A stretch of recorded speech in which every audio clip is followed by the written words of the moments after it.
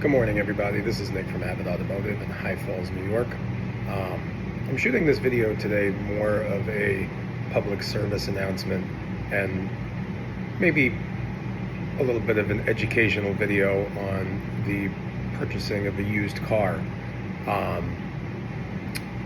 The used car business is really kind of what I would say has taken a turn for the worst, for kind of a multitude of reasons. One being that cars have gotten really expensive. I remember when I first started doing this, you could find nice cars for $4,000 or $5,000, or you could buy some little old lady's Buick that she doesn't drive anymore or can't drive anymore, and it could be your daughter's first car. And that market kind of dried up for the most part. So now you have cars that really aren't in the best of shape, kind of haven't been maintained very well. The price on them has been drastically inflated. And then on top of it, if you are borrowing money, you're probably borrowing money from some kind of financial institution that charges an astronomical interest rate. So right off the bat, the second you put your butt in the seat, you're upside down in it. So now you have to kind of hope that the car is in relatively good shape, that it's not really going to have any problems. You have to either trust the person you're buying it from or trust the dealer you're buying it from. And hopefully that car will give you enough years of relatively low cost service so you can kind of get out from under that car eventually. Unfortunately, that is a really rare tale.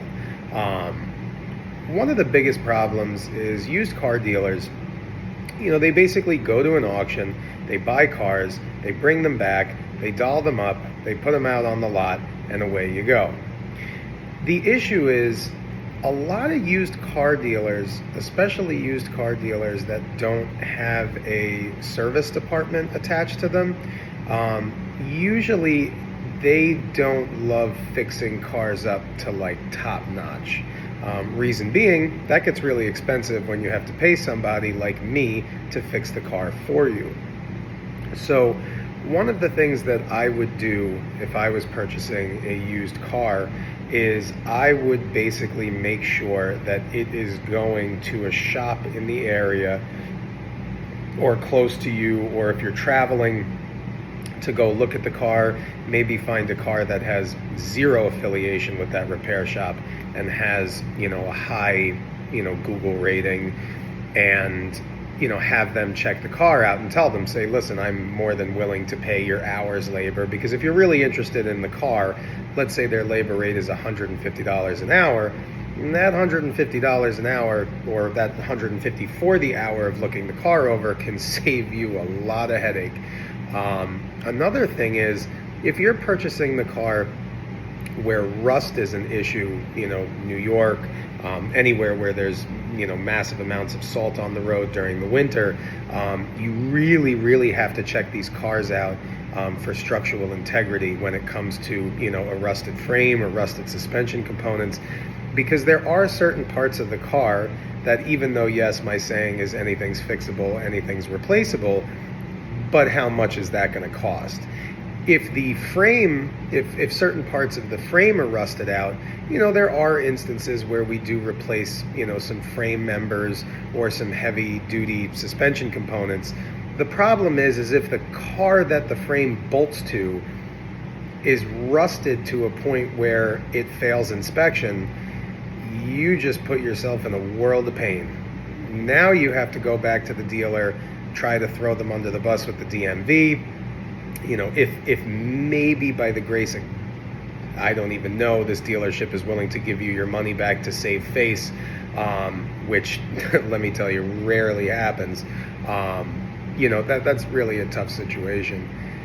Now, there are states, I don't know for sure how many states, that basically allow used car dealerships to have you sign an as-is document, which basically relieves them of any responsibility with the car. and they really like to kind of slip that paperwork in between some other paperwork. And you're tired of shopping for cars, you've kind of fallen in love with the car you're about to buy, you're just signing your name left and right like you're getting a mortgage, and signing 300 documents and putting your initials and so on and so forth. And once again, you're also trusting the dealer that you're working with.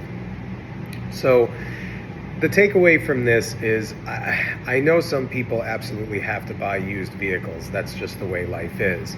But back in the old days, even though used car dealerships always kind of had a black eye in this business, I hate to say this, you kind of have to trust them even less, because they're not out to make friends with you. They're out to make money, and they're going to do that by any means necessary. And I would have to say maybe 75% of used cars that come in my shop are in horrible condition, and the customer got taken for a ride. Literally about 75%, if not more. Another thing is, you really need to be careful who's loaning you the money for these cars. The reason bigger banks got out of the used car loan industry is because it's not worth it for them. Someone buys a car, it's a piece of crap, it breaks down, the customer defaults on the loan, the bank gets a crap car back, it goes to auction, they don't get the money that they need to make up for what you still owe, and they're pretty much tired of that. So the only people that are loaning money on used cars are people that are hitting you with some pretty astronomical interest rates.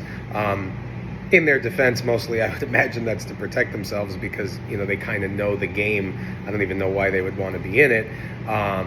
But anyway, protect yourself out there, guys. The used car industry, back in the day, there were some honest people. Nowadays, and I'm sure I'll probably catch some slack for this for some used car dealers, I'm sure there's good ones out there, but it doesn't hurt to have someone verify that they are.